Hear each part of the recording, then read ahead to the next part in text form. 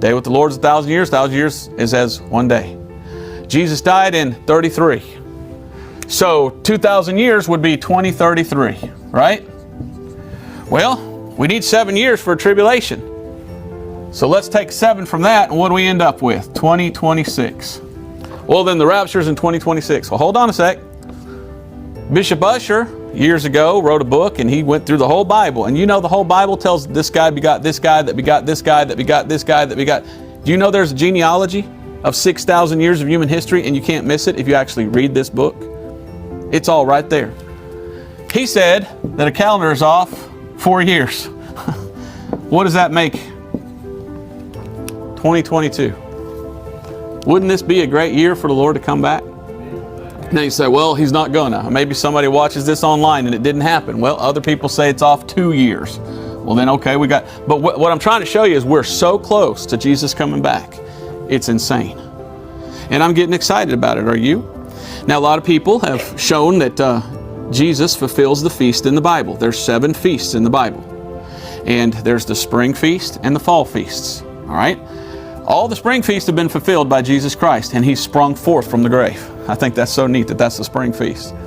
So then you've got the 3 fall feasts that haven't happened yet in the prophecy of Jesus' life. And a lot of people think, well, that the Feast of Trumpets just might be when the rapture is. I'm not saying it is, I'm not saying it's not. I'm just saying a lot of people are talking about this because the Jews, they blow 100 times a trumpet on the Feast of Trumpets, and the last time they call it the last trump. And Paul says Jesus is coming at the last trump.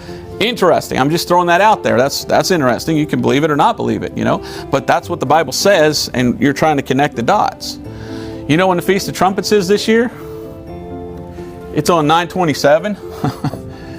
Well, that prophecy in Daniel is Daniel 9:27. Just a coincidence? I don't know. I'm just throwing it out there. We that are saved, we're looking for that return of Jesus, and we're hoping. Well, wouldn't it be nice? Now, you know what's even weirder? The Queen died. When I was a kid, they said you want to look for signs of the rapture. When the Queen dies, the Lord's coming back after that. And now the Queen just died. I don't know if there's anything to that, but I think that's interesting. And by the way, who took over? A man. A woman was that long as the Queen. Was it 71 years? And now there's a king.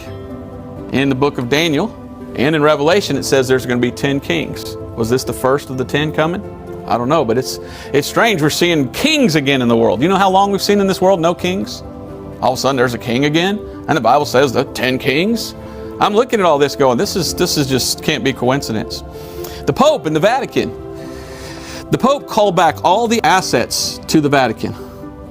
Everyone has to come back, and all the money has to come back there. Interesting timing, isn't it? Why would he do that? Did y'all hear about that? I don't know why he wants all that there, but that's odd. And any time in history he could do something like that, and it's now that he decides to do it. Anything to that?